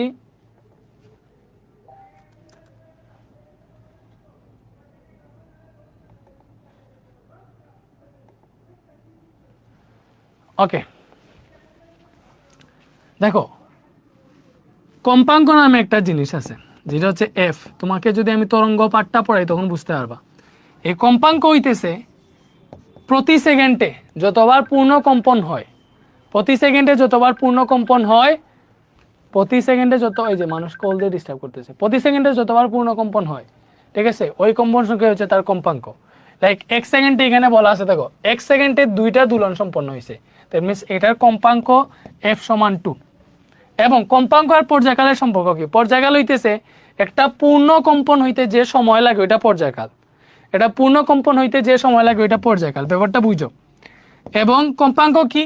প্রতি সেকেন্ডে যতটা পূর্ণ কম্পন সম্পন্ন এটা তোমার কম্পাঙ্ক। তাহলে পর্যায়কাল এবং কম্পাঙ্কের সম্পর্ক হচ্ছে টি ইজ ইকুয়াল টু 1/f, এটা সূত্র। এটা আরো ডিটেলসে তোমাকে যখন তরঙ্গ পাঠটা বুঝাবো তখন বুঝবা। এখন এটাতে আসছে জন্য আমি তোমাকে লিখে দিলাম। মনে রাখবা পর্যায়কাল T is equal to 1/f, পর্যায়কাল আর কম্পাঙ্কের সম্পর্ক এটা। পর্যায়কাল T is equal to 1/f, ঠিক আছে? পর্যায়কাল T is equal to 1/f, পর্যায়কাল T is equal to 1/f, এটা মনে রাখো, এটা সূত্র। তো এখন বলছে দেখো 0.1 মিটার দৈর্ঘ্য বিশিষ্ট একটা সরল দোলকে, তাহলে এটা হচ্ছে তোমার সুতার দৈর্ঘ্য 0.1 মিটার দৈর্ঘ্য বিশিষ্ট সরল দোলক। আচ্ছা, প্রতি সেকেন্ডে 2টা দোলন সম্পন্ন করে, তাহলে এই যে প্রতি সেকেন্ডে 2টা দোলন সম্পন্ন করতেছে এটা হচ্ছে এফ, তার কম্পাঙ্ক। এখানে প্রতি সেকেন্ডে 2বার কম্পন দিতেছে আর কি, সো এফ সমান 2। তাইলে তুমি যদি পর্যায়কাল বের করতে চাও, পর্যায়কাল কেন বের করবা? কজ তুমি জানো টি ইজ ইকুয়াল টু 2π√L/g। তুমি বের করবো অভিকর্ষজ ত্বরণ। সো অভিকর্ষজ ত্বরণ যদি বের করতে চাও তাইলে তোমার জানা লাগবে পর্যায়কাল এবং সুতার দৈর্ঘ্য, পর্যায়কাল এবং সরল দোলকের দৈর্ঘ্য আর কি। যাই হোক, তো তুমি এই এল জানো অলরেডি, বাট পর্যায়কাল জানো না, তাই তো হবে না। এই কম্পাঙ্ক তোমার কাজে আসবে না, তোমার লাগবে পর্যায়কাল। এর জন্য আমরা পর্যায়কাল বের করতেছি। পর্যায়কাল T is equal to 1/f, তাহলে 1/f এর মান হচ্ছে 2, এখান থেকে পাবো 0.5 সেকেন্ড, এটা হচ্ছে আমাদের পর্যায়কাল। আর কম্পাঙ্কের একক হচ্ছে হার্জ, এটা মনে রেখো, অথবা সেকেন্ড ইনভার্স 1, যেটা ইচ্ছা লিখতে পারো। তো এইবারে দেখো, আমরা জানি টি ইজ ইকুয়াল টু 2π√L/g। এখন এল এর মান কত দেওয়া আছে ভাই? এল এর মান দেওয়া আছে 0.1 মিটার, ঠিক আছে? তো এখান থেকে আমরা বের করবো অভিকর্ষজ ত্বরণ। সো অভিকর্ষজ ত্বরণ রুটের ভেতরে আছে, তাহলে অবভিয়াসলি এটাকে রুট থেকে বের করতে হবে। রুট থেকে কেমনে বের করবো? যদি আমরা স্কোয়ার করে ফেলি। স্কোয়ার কেমনে করবো?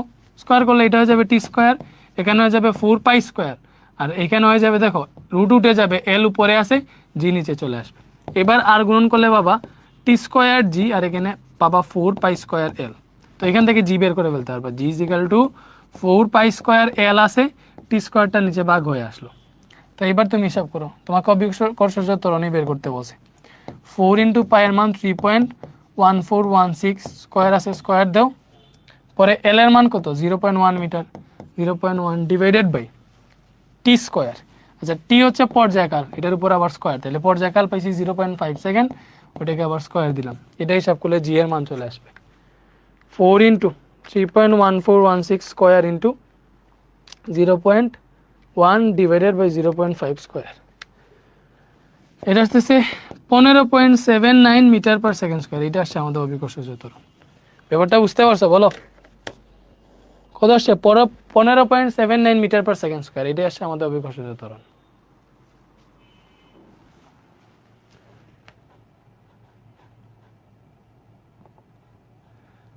তোমাদের এখানে সবাই কি হচ্ছে আমার আজকে প্রথম ক্লাস করতেছো নাকি আগে কোনো ক্লাস করছো? জানাও তো। অনেকে নতুন ভর্তি হয়েছে, তোমরা কি সবাই নতুন নাকি আগে থেকে ক্লাস করছো? এটা তুলে রাখো, এটা তুলে রাখো। তো এটা এটা এটা এটা এটা কত আসছে ভাই? আচ্ছা টি স্কোয়ার যে ভাগ হয়ে গেল ওটা তো দিলাম না, টি স্কোয়ার এখানে ভাগ হয়ে গেছে 15.79 মিটার পার সেকেন্ড স্কোয়ার, বা 15.78ও আসতে পারে। যাদের 78 আসছে তাদেরও ঠিক আছে। পরে কি এই ক্লাসটা ওয়েবসাইটে পাবো? অবশ্যই পাবা। কতবার বলবো? অবশ্যই ওয়েবসাইটে পাবা।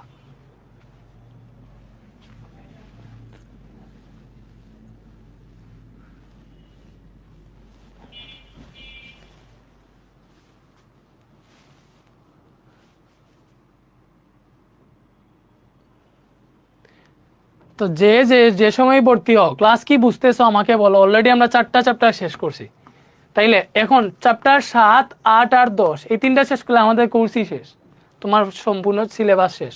তো দেখো আমরা অনেক সুন্দর মতো পড়াইতেছি, সুন্দর মতো আগাইতেছি, আশা করি সবকিছু বুঝতেছো ঠিকঠাক মতো। ওকে, তাইলে এর পরের কোয়েশ্চেনটা দেখি। এটাতে বলছে দেখো কোন স্থানে দুইটা সরল দোলকের দুলনকালের অনুপাত 3:5, মানে কোন স্থানে দুইটা সরল দোলক, কারণ সরল দোলক কয়টা আছে? দুইটা। এই দুইটার দুলনকালের অনুপাত, তাহলে দুলনকাল তো আমরা জানি টি আর কি, দুলনকাল আর পর্যায়কাল সেমই বলতে গেলে, বুঝছো? দুলনকাল পর্যায়কাল একই জিনিস। তো এই যে দুলনকাল, তাইলে একটার দুলনকাল মনে করলাম T1 আর একটার দুলনকাল T2, তাহলে আমাকে এখানে যেটা দেওয়া আছে T1 অনুপাত T2 সমান 3:5 এটা দেওয়া আছে। বসে এদের কার্যকরী দৈর্ঘ্যের অনুপাত কত? তাহলে প্রথম দুলকের কার্যকরী দৈর্ঘ্য যদি L1 হয়, তাহলে দ্বিতীয় দুলকের কার্যকরী দৈর্ঘ্য হবে L2। আমাকে L1 অনুপাত L2 কত এটা বের করতে হবে। বলো কোয়েশ্চেনটা কি বুঝতে পারছো? কোন স্থানে দুইটা সরল দোলকের অনুপাত দেওয়া আছে, সরল দোলকের দুলনকালের অনুপাত ভালো করে বুঝো। দুলনকাল মানে কি? এই যে টি, তো আমরা যেহেতু দুইটা দোলক আছে এখানে, দেখো দুইটা সরল দোলক আছে, একটাকে T1 আর একটাকে T2 দিলাম। তো T1 হচ্ছে এই 3 আর T2 হচ্ছে এই 5, মানে T1 অনুপাত T2 সমান 3:5। এদের কার্যকরী দৈর্ঘ্য অনুপাত বের করতে হবে, মানে L1 অনুপাত L2, কার্যকরী দৈর্ঘ্য তো L আমরা জানি। তাহলে যার এখানে T1 যেটা, এই দুলনকাল যেটা T1 দুলনকালের হচ্ছে দৈর্ঘ্য হবে L1, আর T2 যার দুলনকাল তার দৈর্ঘ্য হবে L2। ব্যাপারটা বুঝছো? তো এবারে দেখো আমরা যে সূত্র পাইছি T = 2π√L/g, দেখো এই সূত্র মতে আমরা যেটা দেখতেছি পাইয়ের মান তো নির্দিষ্ট, পাইয়ের মান নির্দিষ্ট, এবং কোন স্থানে দেখো একটা নির্দিষ্ট স্থানে যখন আমরা কাউন্ট করতেছি তখন জি এর মান তো সেম। এটা নির্দিষ্ট স্থানে দুইটা সরল দোলক দিয়ে আমরা হিসাব নিকাশ করতেছি, যেহেতু নির্দিষ্ট স্থানে আমরা এটা কাউন্ট করতেছি, তাহলে জি এর মান হচ্ছে কনস্ট্যান্ট। তাহলে পাইয়ের মানও যদি কনস্ট্যান্ট হয়, দেখো 2π√L/g, মানে এই যে পাইয়ের মান তো এমনিতেই কনস্ট্যান্ট, জিও যদি কনস্ট্যান্ট হয়, মানে এটার যদি মানের পরিবর্তন না হয়, যেহেতু এটা নির্দিষ্ট স্থান, তাহলে এইগুলো হচ্ছে কনস্ট্যান্ট। এগুলো যদি কনস্ট্যান্ট থাকে তাহলে আমরা কি পাইতেছি? টি সমানুপাতিক √L। দেখো টি সমানুপাতিক কি পাইতেছি? √L। দ্যাট মিনস আমরা বুঝলাম দুলনকাল হচ্ছে সুতার দৈর্ঘ্যের বর্গমূলের সমানুপাতিক। দুলনকাল সুতার দৈর্ঘ্যের বা দুলকের দৈর্ঘ্যের বর্গমূলের সমানুপাতিক, টি সমানুপাতিক √L। ব্যাপারটা বুঝছো? এটা হচ্ছে আমরা পাইলাম। ওকে, এটা হচ্ছে আমরা পাইলাম। তাইলে টি সমানুপাতিক যদি √L হয়, দেখো তাহলে টি সমানুপাতিক √L, তাহলে হতে পারে যেহেতু সমানুপাতিক এরা, তাহলে আমাদের হবে T1/T2 সমান √L1/L2 হবে, যেহেতু এরা সমানুপাতিক। ব্যাপারটা হচ্ছে সমানুপাতিকের ব্যাপারগুলো তো তোমরা জানো। তুমি যদি মনে করো পি সমানুপাতিক বি হয়, তাই তুমি লিখতে পারবা P1/P2 = B1/B2, বুঝছো? এইভাবে লিখতে পারবা। তুমি চাইলে P2/P1 = B2/B1 লিখতে পারবা। তো যেহেতু এরা পরস্পর সমানুপাতিক, টি সমানুপাতিক √L, তাইলে আমরা লিখতে পারবো T1/T2 = √L1/L2। আমাদের দরকার হচ্ছে এই যে L1 অনুপাত L2 কত এটা বের করা। তো কেমনে বের করতে পারি? তবে এখান থেকে আমরা √L1/L2 কে এখানে লিখলাম, T1/T2 কে এখানে লিখলাম। তো আমরা যদি স্কোয়ার করি, যেহেতু L1/L2 বের করবো, এগুলা রুটের ভেতর আছে, রুটটাকে উঠাইতে হবে, স্কোয়ার করলে হবে L1/L2 = এটার উপরে হচ্ছে স্কোয়ার চলে আসবে T1/T2 স্কোয়ার। এটা তো আর বুঝতেছো? এইটার স্কোয়ার করছি, রুট উঠে গেছে, এইটার উপরে স্কোয়ার চলে আসছে। তাহলে এখান থেকে আমরা যেটা পাবো সেটা হচ্ছে L1/L2 = আচ্ছা এখানে দেখো তোমার যে লেখা আছে, কি লেখা আছে? T1 অনুপাত T2। তাহলে এটাকে যদি আমি T1/T2 আকারে লিখতে চাই, দেখো প্রথমটাকে অনুপাতের এই যে পূর্ব রাশি, এটা উত্তর রাশি, পূর্ব রাশিকে উপরে, উত্তর রাশিকে নিচে লিখছি, সেম ভাবে এখানেরও পূর্ব রাশিকে উপরে, উত্তর রাশিকে নিচে লিখবো। তাহলে T1/T2 = 3/5 লিখতে পারবো। তাহলে T1/T2 = 3/5, এটা আমরা পাইলাম। ঠিক আছে, এইবারে দেখো L1 by L2 is equal two কি আসবে T1 বাই T2, তাহলে T1 বাই T2 3/5 এটার উপরে কি আছে স্কয়ার আছে, স্কয়ার দাও, তাহলে এখান থেকে পাবা L1 by L2 is equal two 9, 3 square মানে 9, 5 স্কয়ার মানে 25। তাহলে এখান থেকে তো আমরা ইজিলি লিখতে পারবো L1টাকে প্রথমে লিখলাম অনুপাত দিয়ে, এটাকে পরে লিখছি, তাহলে সেম ভাবে দেখো L1 সমান L1 এর অনুপাত 9, L2 এর অনুপাত 25 আমরা দেখতেই পেতেছি। তো L1 অনুপাত L2 ইজিক্যাল টু কি হবে 9 অনুপাত 25 হবে। ব্যাপারটা হচ্ছে যে উপরেরটাকে প্রথমে অনুপাত দিয়ে নিচেরটাকে শেষে লিখছি, উপরেরটাকে প্রথম অনুপাত দিয়ে নিচেরটাকে শেষে লিখছি, এইভাবে লেখা যায়। তো এটাই আমাদের আসলো L1 অনুপাত L2 ইজিক্যাল টু কত 9 অনুপাত 25। আমাকে বের করতেই বলছিল কার্যকরী দৈর্ঘ্যের অনুপাত কত হবে, এই যে কার্যকরী দৈর্ঘ্যের অনুপাত হইতেছে 9 অনুপাত 25। আশা করি ব্যাপারটা বুঝতে পারছো। বলো বুঝছো নাকি বুঝো নাই?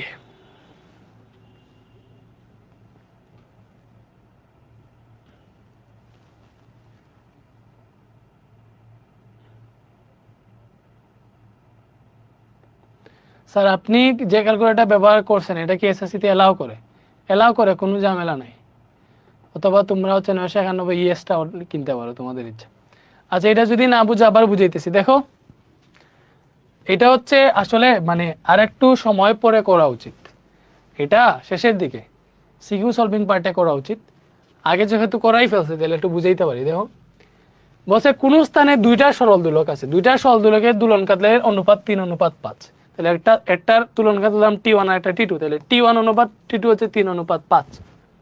আমাকে বলছে এদের কার্যকরী দৈর্ঘ্য অনুপাত বের করো। কার্যকরী দৈর্ঘ্য তাহলে কি হবে L1 একটা আর একটা L2, যেহেতু দুইটা দুলক, তো L1 L2 এই দুইটা অনুপাত বের করতে বলছে। এই যে কার্যকরী দৈর্ঘ্য অনুপাত বের করো। তো আমরা সূত্র জানি, দেখো T = 2π√L/G, এই সূত্রটা আমরা সবাই জানি ভালো করে। আবার দেখো আমরা জানি T = 2π√L/G।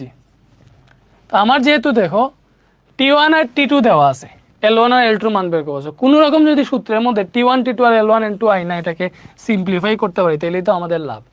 এজন্য আমরা দেখলাম এই পাইয়ের মান আর জি এর মান তো কনস্ট্যান্ট, মানে এগুলো হচ্ছে ধ্রুবক, চেঞ্জ হইতেছে না। পাইয়ের মান 3.1416 সেমই রইতেছে, আর যেহেতু এটা নির্দিষ্ট স্থানে হিসাব করতেছি জিও কনস্ট্যান্ট, তাহলে এগুলো যদি কনস্ট্যান্ট হয় তাহলে আমাদের টি এর সাথে এই এলটা কি সমানুপাতিক আছে লিখতে পারবো।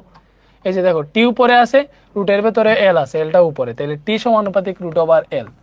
ব্যাপারটা বুঝছো? তো টি সমানুপাতিক যেহেতু √L, তাহলে আমরা চাইলে লিখতে পারবো, যেহেতু সমানুপাতিক পেয়ে গেছি তাহলে লিখতে পারবো T1/T2 = √L1/L2। T1 উপরে দিলে L1 উপরে দিবা, T2 নিচে দিলে L2 নিচে দিবা। যদি এটা এরকম হইতো যে টি ব্যস্তানুপাতিক √L এইভাবে যদি হইতো তাহলে তোমাকে এইভাবে দেওয়া লাগতো T1/T2 = T1 উপরে দিলে L2 উপরে দেওয়া লাগতো আর L1 নিচে দেওয়া লাগতো। বাট এটা সমানুপাতিক হওয়ায় T1 উপরে দিছি, L1 উপরে দিছি, রুট তো থাকতোই, T2 নিচে দিছি, L2 নিচে দিছি। বাট যদি ব্যস্তানুপাতিক হইতো তাহলে T1 উপরে দিলে L2 উপরে দিতাম, T2 নিচে দিলে তোমার হচ্ছে L1 নিচে দিতাম, বুঝছো? বাট এটা সমানুপাতিক, এর জন্য আমরা এইভাবে লিখতে পারবো। সো এইভাবে লিখছি, লেখার পরে আমার যেটা বের করতে হবে L1 অনুপাত L2, আমি কি করছি L1 অনুপাত L2 কে এই পাশে লিখে T1/T2 কে ওই পাশে লিখছি, স্কয়ার করছি, স্কয়ারের রুট উঠে গেছে, এটার উপরে স্কয়ার আসলো। তাহলে এখান থেকে আমরা দেখো L1/L2 = পাইলাম 3/5 স্কয়ার, এটার মান T1/T2 3/5। এই যে অনুপাত পূর্ব রাশিকে উপরে উত্তর রাশিকে নিচে লিখছি, সেম ভাবে ওই পাশে করতে হবে, পূর্ব রাশিকে উপরে উত্তর রাশিকে নিচে লিখছি। তো L1/L2 = আমরা এই যে T1/T2 জায়গায় 3/5 বসাইছি, স্কয়ার করছি, 9/25 হয়েছে। তাহলে L1 হচ্ছে 9, L2 হচ্ছে 25, তাহলে L1 অনুপাত L2 = 9 অনুপাত 25। শেষ, ঠিক আছে? ক বুঝাই দেন ভাইয়া।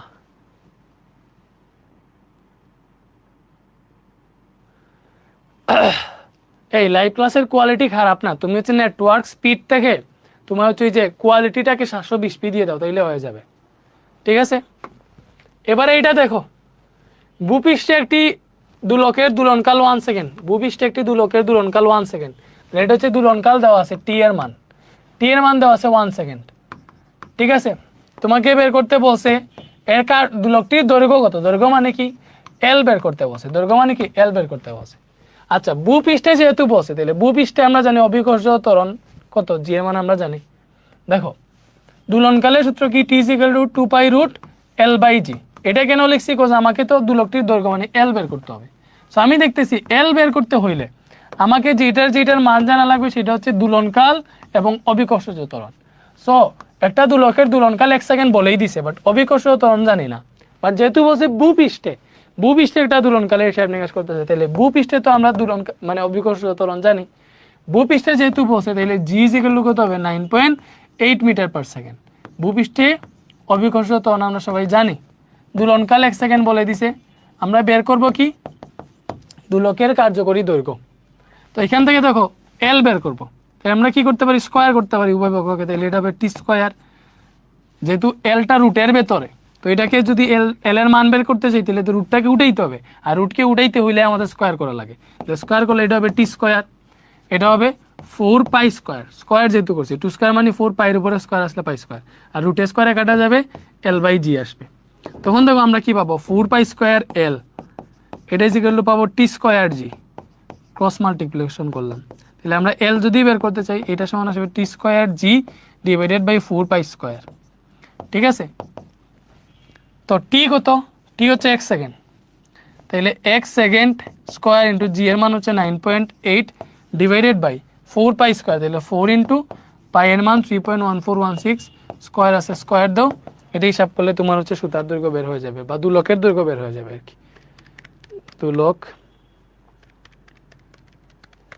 তো এটা হিসাব করলে পাইতেছি আমরা 0.248 মিটার, এতটুকু হচ্ছে আমাদের সুতার দৈর্ঘ্য। এই যে এত মিটার সুতা, এটা কিসে লিখছি, মিটারে, তুমি চাইলে সেন্টিমিটারে নিতে পারবা, তো মিটারেও লিখতে পারবা, ঝামেলা নেই। এই যে 0.248 মিটার, অতএব দুলকের দৈর্ঘ্য কত, দুলকের দৈর্ঘ্য L is equal to 0.248 metre, এইটা আসলো। বলো ব্যাপারটা কি আমরা বুঝতে পারছি, বলো।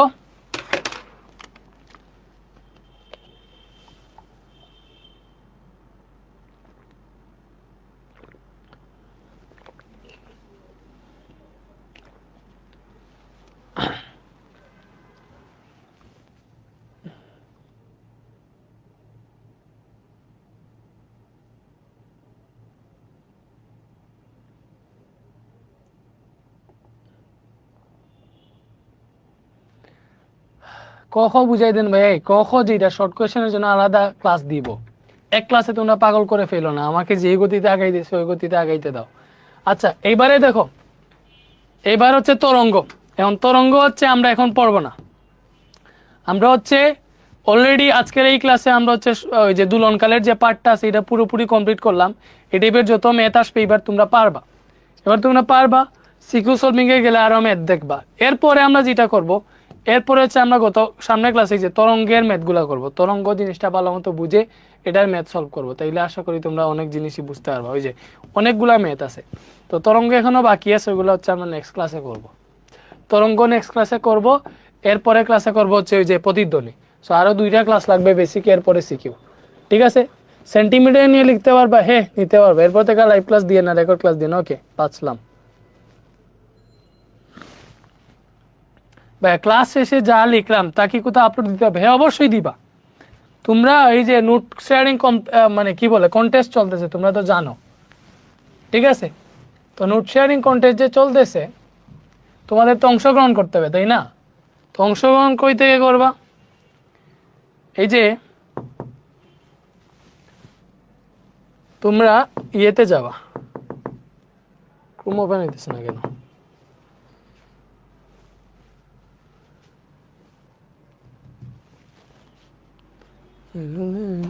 আমাদের যে পাবলিক গ্রুপে অ্যাডভান্স মেথড আছে না, এটা তোমরা চিনো আই থিঙ্ক। সো ওই গ্রুপটাতে যাবা,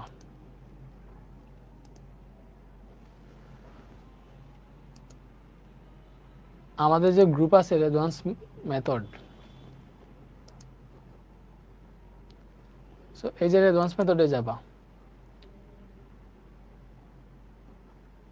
এটাতে যদি যাও তাইলে এই যে এই জায়গাটাতে এটাতে গিয়ে তুমি হচ্ছে ইয়ে করবা, কি বলে, এই নোটটা পুশ দিবা, এই ক্লাসে যে নোট করছো এটা নোটটা পুশ দিবা এবং হ্যাশট্যাগ দিবা। তোমাকে হচ্ছে আমরা মানে টি শার্ট দিব যারা উইন হবে আর কি, 15 দিন পর পর নোট শেয়ারিং কন্টেস্ট থেকে যারা উইন হবে তোমাদেরকে টি শার্ট দিব। আর ক্লাসটা তো আজকে বুঝছো না, বুঝার তো কিছু নাই। তো দেখো তুমি নোট সাবমিট করবা এবং এটা সুন্দর মতো লিখবা যে ক্লাসটা তুমি কতটুকু বুঝছো নাকি বুঝো না, সুন্দর মতো লিখবা এবং হ্যাশট্যাগ দিবা। এটা কি ফিজিক্স, ঠিক আছে, বেসিক টু প্রোটাকে লিখবা B2P, কি ফিজিক্স B2P, B2 মানে বেসিক টু প্রো, বুঝছো? চ্যাপ্টারের নাম দিবা, আচ্ছা হচ্ছে ওই যে তোমার হচ্ছে লেকচার কতগুলো সুন্দর মতো দিবা, আর এখানে অ্যাডভান্স মেথড দিবা। এই দুইটা হচ্ছে তুমি কি করবা, হ্যাশট্যাগ ইউজ করবা, physics basic to pro advance method, hashtag use করে পুশ দিবা আর কি। তুমি সুন্দর মতো পুশ দিবা যে নোটগুলো সাবমিট দিবা, আর নোটগুলো সুন্দর মতো পিকচার তুলে ক্যাম স্ক্যানার অ্যাপ দিয়ে যদি করতে পারো, কি বলে ক্যাম স্ক্যানার অ্যাপস দিয়ে যদি ওইটাকে একটু স্ক্যান করতে পারো তাহলে সুন্দর হবে আর কি। সিরিয়াল মতো নোটটা সাবমিট দিয়ে লিখবা আসলে তোমার ক্লাসটা কেমন লাগছে, তারপরে এটা কোন চ্যাপ্টার, তরঙ্গ শব্দ লেকচার কত, লেকচার 1, তারপরে হচ্ছে শেষে এই দুইটা হ্যাশট্যাগ ইউজ করবা, দিয়ে সাবমিট করে দিবা। ঠিক আছে, ভালো থাকো।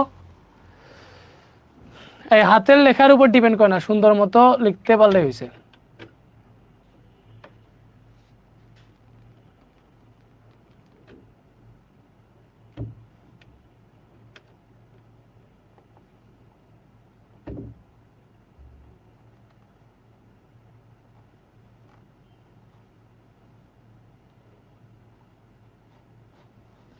আচ্ছা তাইলে হচ্ছে আজকে আমরা চলে যাই, ভালো থাকো।